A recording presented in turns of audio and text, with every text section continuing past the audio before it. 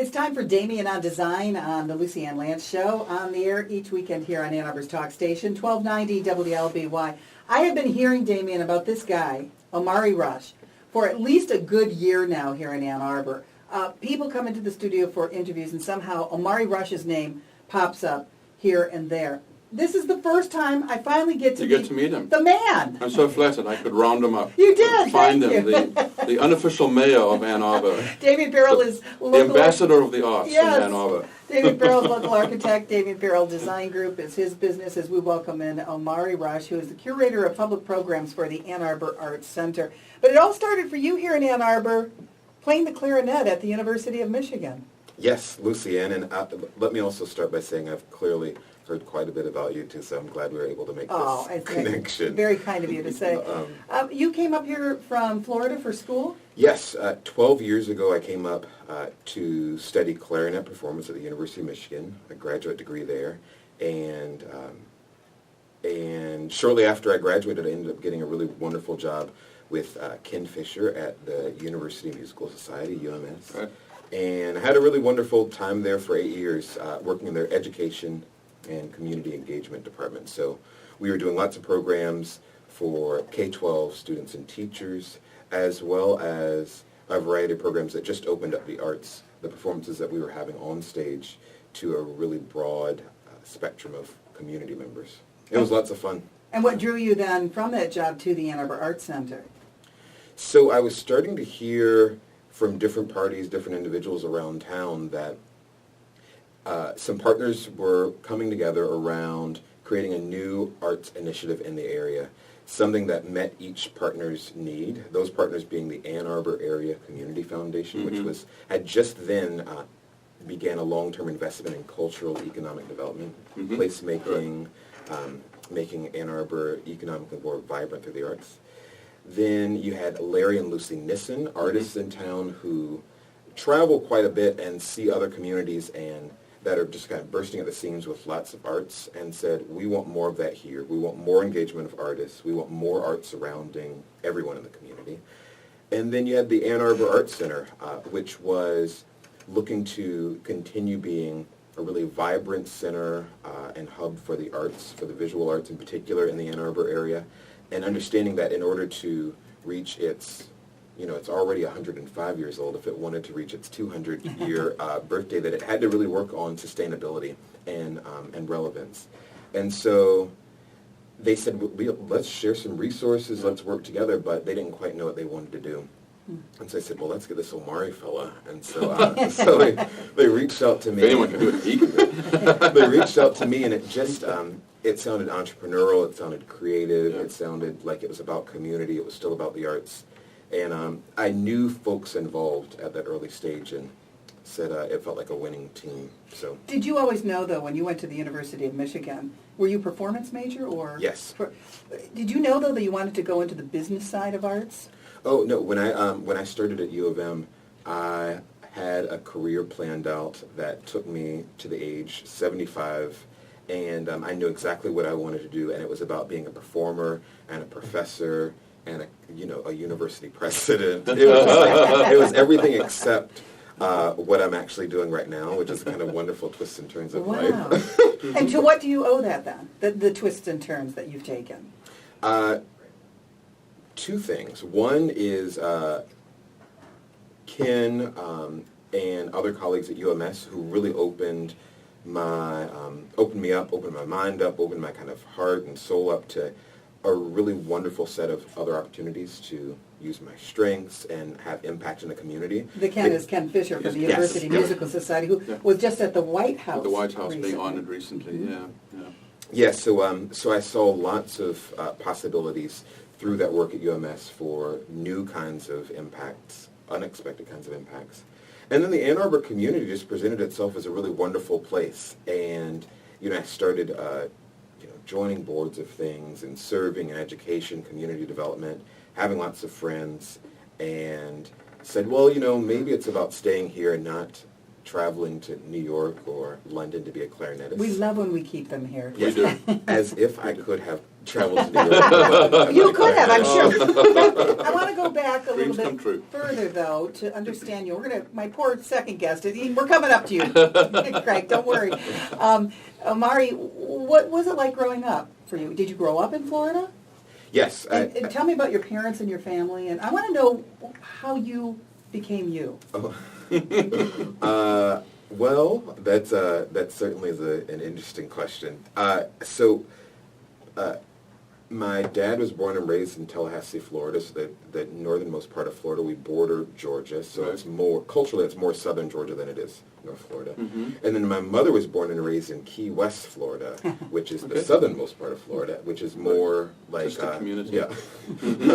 So and it was a pretty run of the mill, upbringing in Tallahassee. They both worked. My mother worked for the state of Florida. My dad worked for the city of Tallahassee. Oh. Her in kind of health, and him in economic development. Hung out with family a lot. Was on a sports team. Was in the band. Not quite all American, but pretty Wow. down the middle of the road. Early on, I did get interested in the clarinet. My mother and I watched this. Shelley Duvall had the show Fairy Tale Theater, where famous people would act out fairy tales, and Three Little Pigs was our favorite. Billy Crystal was the littlest pig, and he played the oboe. Oh, that must And be I hilarious. thought it was the greatest thing, and one thing led to another, and we went to the music store to get an oboe, but they said they were out of stock, and so they got clarinet. And, so Life just Yeah, kicks us no, no. around, doesn't it? so the clarinet ended up kind of focusing my life quite a bit. Wow. And, Do you still play? No, I'm retired as of 6 years, maybe. I was doing lots of great work, and I just found that I was having less and less time to actually practice. Community engagement is your forte. You seem to bring in different people on different projects, and you know how to quietly, I think, very quietly, do your magic. Related to what you were saying about growing up, I was always much more comfortable planning the party than dancing at the party, and so That's a great analogy. so that's been what's happened up here is continued this bringing people together, and I've seen the power of it in introducing folks and their new business or personal connections that come about, or people just being inspired to stay around and have more fun, or me just getting to do more exciting things and have really interesting experiences. You really are, I think, representative of the changing face of Ann Arbor, when many of us longtime residents who point. grew up here want to know where this town is going. These are the young people that are driving it and what they're striving for. Also with us today, along with Omari Rush, Curator of Public Programs at the Ann Arbor Art Center, and Omari's breathing a sigh of relief. Okay, my section. Welcome in. Wasn't expecting this, was I? Kreg Norgaard, who hails from Manchester, Michigan, by way of, though, Montana? That's right. I graduated high school at Manchester, and then I moved out to Montana State, and that's in Bozeman, Montana. Yep. I went to school there. I got my undergrad and my master's degree, and then I moved back here, and I worked at an architecture firm for 6 years, and then I jumped out and went on my own. So now I'm swimming with the big fish. And he has Huron Building Company here. Yes, that's in right. Ann Arbor. It's great to have you with us as well today. They're teaming up for the Pop X exhibition, sponsored by the Ann Arbor Art Center. This is an annual 10-day festival, and I guess small pavilions are a way to describe this, serve as pop-up art spaces throughout the Ann Arbor area.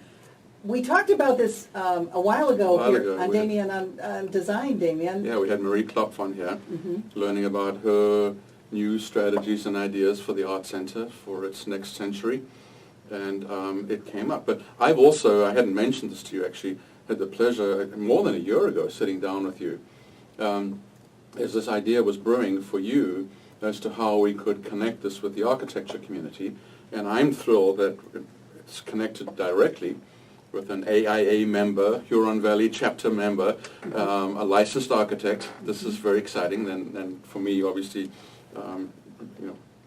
that an architect got to design this structure and got selected. So And that architect is Kreg, Kreg Norgaard here. right here in the studio with us. How were you And- approached about this project? I was told that there was a competition, so when I received it via email, and the prompt was, what is your take on the housing stock in Ann Arbor and the future of it? And basically, I started thinking about it, and I thought, well, we're in Ann Arbor. It's a pretty traditional place, and I don't think that the housing stock is going to change dramatically, geometry-wise, in the form of it. So I thought, how can we take these pavilions and really represent what Ann Arbor is and where it's going and what makes Ann Arbor great? So I came up with this idea to create a dichotomy between just this basic house shape on the front and then combine that with these trees, which is, I mean, what we love about Ann Arbor is just, you know, all the parks and everything. So to bring those two together, it was just kind of a metaphor for what Ann Arbor is and what we love about it. What is the idea of these pavilions, Omari? Well, Lucianne, if I may just say one more bit about connecting with Kreg. Kreg and I volunteered quite a bit at the Neutral Zone on a young person's committee, and we... this was before Omari was a big deal. You know, you are in and out of touch with people, and a few years later, Kreg just randomly out of the blue emailed me saying, hey, Omari, I was looking at the Ann Arbor Rotary Club, saw your name listed. I'd love to learn a bit more. And I said, Kreg, why don't you come to a meeting with me? So we go to a Rotary meeting, and we sit down, and I realize that I'm about to have to introduce him, and I say, oh, Kreg, what are you up to? How should I introduce you? He said, oh, I just became a licensed architect. Well, we were in the midst of this call for architects, and I got very excited, and we sat after the meeting and talked quite a bit about the project, and I sent them the information, and it was a real stroke of luck that we were able to get Kreg, and he's been really incredible to work with. People who meet him talk to us after the meeting and say, wow, y'all are so lucky to have gotten him to work with you, in particular in this first festival. So Wow, that's great. Yep. So the pavilions. Yes. What is the idea of a PopX art exhibition? So the idea was to take what each of these partners wanted and envisioned for their organizations and for the community and have that envisioned, embodied in this festival. And we thought, you know, things that are surprise, things that pop up in spaces that could use a little bit of vibrancy, things that bring people together and stimulate economic activity.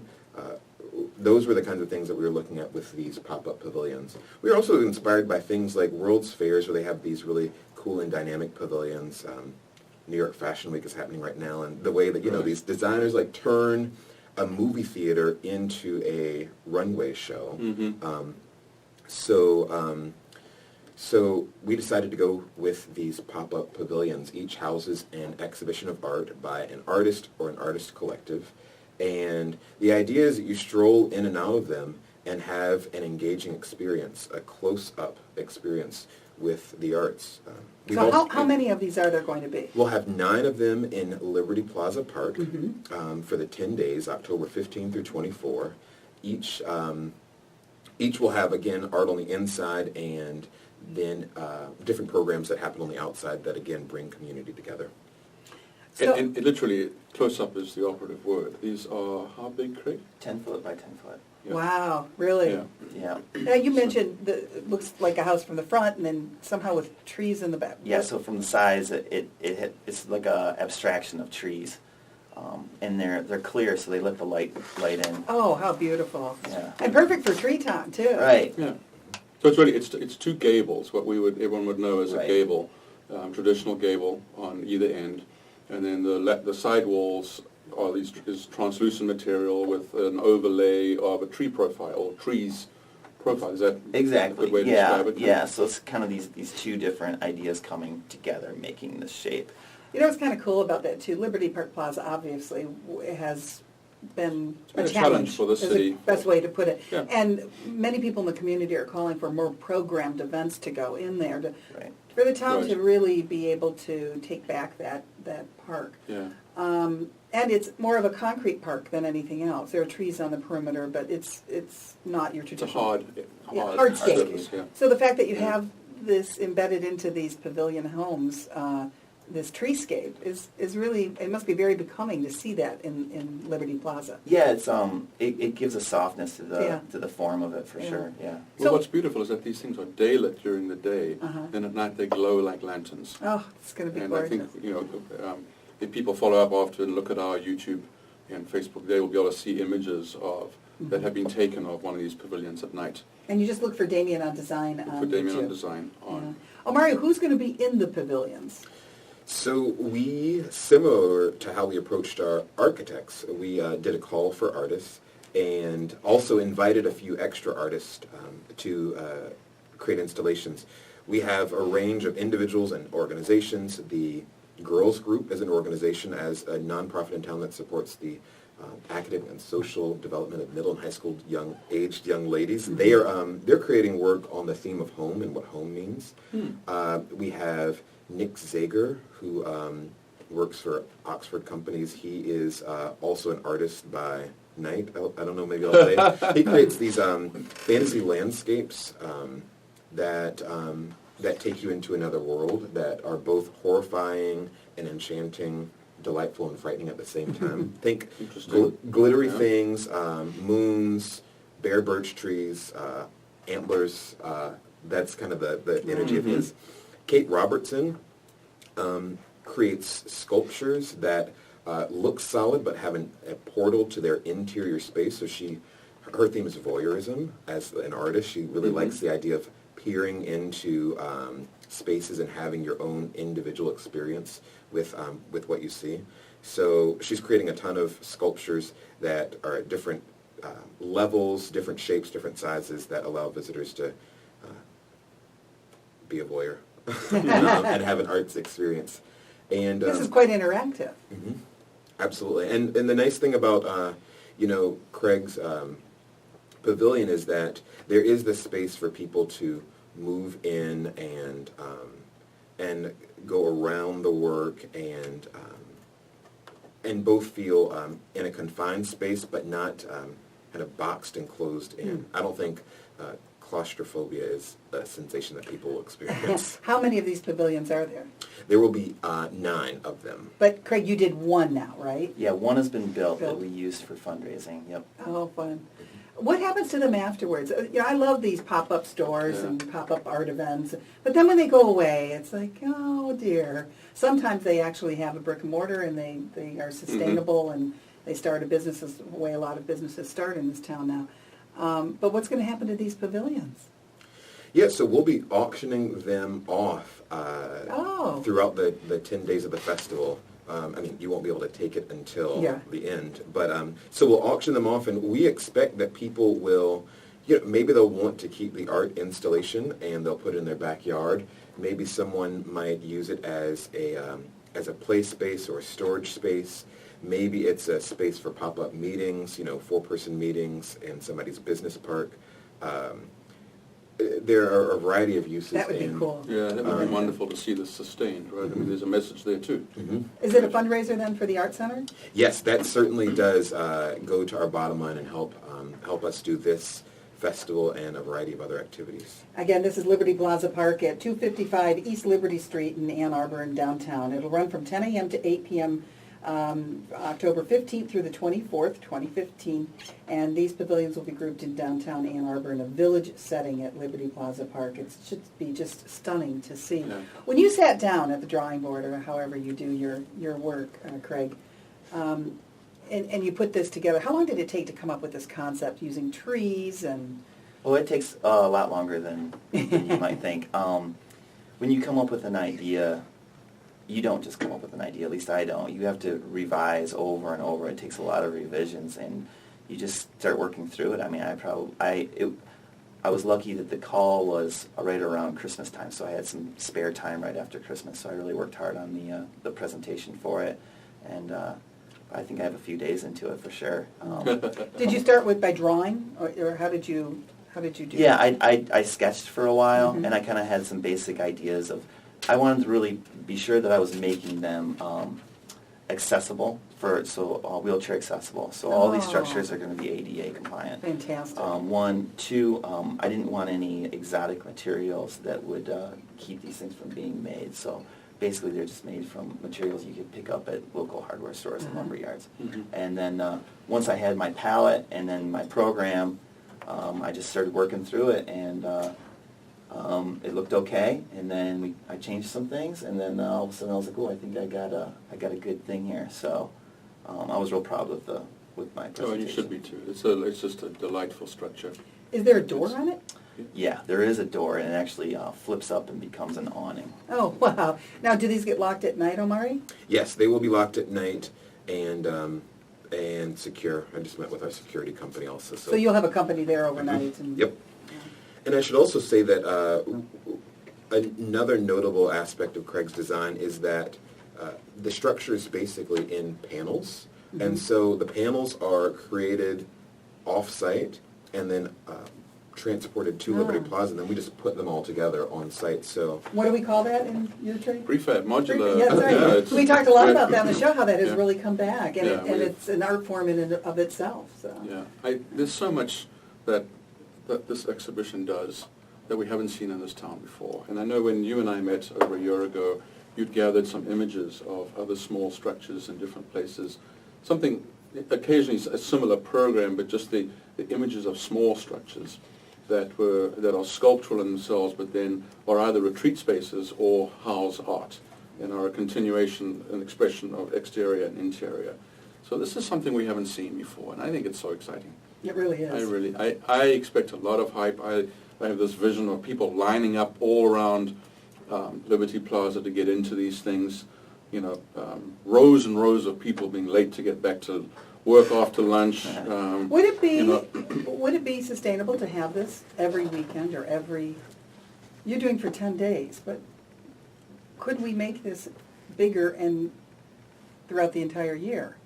well, at its core, it does have that kind of possibility because it's, part of this is about the Art Center being able to be nimble, flexible, and responsive to opportunities to exhibit art and to engage artists. And so certainly down the line, I could see us working with an architect and coming up with an idea with a structure that allows us to just, in a weekend, just Pop it up somewhere. Yeah. So The only Also problem with that- that is you'd either have to continue to make them as a tool to fundraise, or decide this isn't, or fundraising maybe a different way. well, and so that's one more thing that we thought about. We have a really wonderful ecosystem of arts organizations, people in town who are doing really great work and who are doing fundraising and hosting fundraisers to get that done. And so we have wanted from the beginning to make sure that we weren't leaning too much on that kind of contributed revenue, but that we had some innovative revenue-generating streams that are about maybe events and tickets and selling things. Well, the Ann Arbor Art Center is doing exactly what I think nonprofit organizations and businesses in this town need to do more of, and that's reaching out. It's not just about your physical building where you are and people coming to you now. You've got to be where the people are, all over this town. You see, and I don't know if you remember, when we had Deb Pollock on the show last, who heads up Art Train, Deb brought with her a lot of financial data about the real measured financial impact on a town or an area of the arts. And I think we put out some numbers at that during that show that really a lot more people need to know about, because there is a measurable financial impact on business, on the town, on the quality of when town. you do these kinds of cultural these are the things that activities. keep Ann Arbor in the top 10 places in the country Well, of desirability. here's a good example of that, Damian. Yeah. We have Omari Rush, Curator of Public Programs at the Ann Arbor Art Center, graduate of the University of Michigan, hails from Florida. He stayed here. We stole him. That's right. He's exactly what we're talking about. And Yeah. look over here at Kreg Norgaard. He's a Manchester high school graduate, went away for school, came back Came back to become to stay in this town. an architect and run his business here, Huron Yeah. Building Company. Two great examples. I don't know how old you guys are. May I ask? 34. 34. How about Same. you? Both 34. 34 years old. Yeah. And this is what we're talking about. This is Yeah. the sustainability of Ann Arbor. Yes. And keeping this a vibrant town. And Yeah. obviously we have to have things like this here so that people like them want to come to Ann Arbor and be And here. these festivals like this are so exciting. This is something completely different. It's completely new. I think the future for this is so exciting. Yeah, so we ended up talking to folks like Damian quite a bit before we were launched or kind of solidified this idea, because we wanted to make sure that it was something that was relevant to our community. We also recognize that we have just a ton of really talented, smart, dynamic, successful entrepreneurs. I mean, you just like name anything that sounds amazing, and those are the kinds of people that we have here, and we wanted to make sure that we were accessing those folks and using those folks and engaging those folks. And so it's been, working with Damian early on is an example of what's helped get us to this point and what's helped make this hopefully special. I try not to jinx myself. But, By the way, I think that was a nod to the older generation. Damian Farrell from Damian Farrell Design Group and Damian on Design each week. His special guest, Omari Rush, Curator of Public Programs at the Ann Arbor Art Center, and architect Kreg Norgaard from Huron Building Company. Wonderful talking with all of you. Looking forward to this Really. at Liberty Plaza Park on East Liberty Street, downtown Ann Arbor, October 15th through the 24th. And it is the Pop X exhibition. Looking forward to it. Thanks, guys. Fantastic. More coming up on the Lucy Ann Lance Show. Our thanks also to Aaron McNear, who is our wonderful producer of this segment each week. This is Ann Arbor's Talk Station, 1290 WLBY.